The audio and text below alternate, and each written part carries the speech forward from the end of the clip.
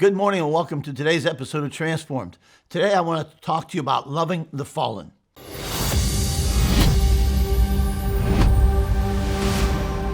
Welcome to today's message with Pastor Jim Balzano. And before I do, I want to thank Park Home and Made by Vogel for many of the things that you see in our studio.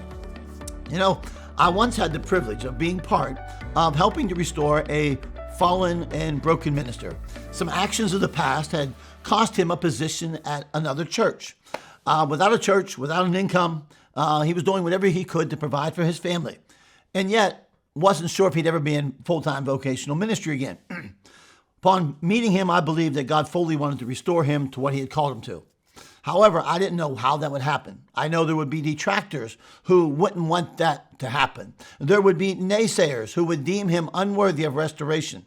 In their minds, he should be punished for the rest of his life. As a matter of fact, one person told me that. There's just one problem with that. It's not biblical. You know, it's not biblical at all. Today, that person has done a wonderful job, was restored to ministry, and was a great pastor. It's not always pastors, though, that are the fallen. Sometimes it's the people around us. It's those closest to us. It's other church members. It's individuals in our families. You know, when these situations happen, one of the things that happens is disappointment. We feel disappointed. We're betrayed. We can have unforgiveness enter in if we're not careful. The Apostle Paul seemed to be dealing with a situation like this when he wrote 2 Corinthians chapter 2. In that, he instructs the Corinthians how they are to conduct themselves to a man who had fallen into sin. Here's what Paul said. Sufficient for such a one is this punishment, which was inflicted by the majority, so that on the contrary, you should rather forgive and comfort him. Otherwise, such a one might be overwhelmed by excessive sorrow. Many people, not all, believe Paul was addressing the man in 1 Corinthians 5 who was sleeping with his stepmother. Apparently, he had been dealt with through the discipline of the body.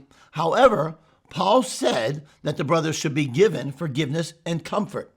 You know, it's amazing. Those who have fallen into such situations, they're devastated by it. They know the pain they've caused. They know the heartache they've caused. And yet, it isn't hard for them to be swallowed up by it, to be swallowed up by excessive sorrow. But the forgiveness and the comfort that comes from the other parts of the body safeguard a man against excessive sorrow that leads to destruction. Because Paul then wrote, I urge you to reaffirm your love for him. The man who fell into immorality was to be offered forgiveness and comfort by the body, along with, get this, reaffirmation of love from those who he had offended. Sometimes people mess up. It's that simple. When they mess up, they should be accountable for it. However, Paul's suggesting that we, the body, hold them accountability, but also make sure we offer forgiveness, comfort, and an affirmation and a reaffirmation of love. All too often, if we're not careful, the church can be guilty of holding people accountable for their sins, yet not holding itself accountable for true restoration. The church has been notorious for killing our wounded. People who have fallen into these things, who receive forgiveness and comfort, will then be able to arise past their past failings. The church should do this for the individual, but it also should do it for the church as a whole. And let me show you why. Let me read this to you. Paul said, so that no advantage would be taken of us by Satan, for we are not ignorant of his schemes. That's so important to hear.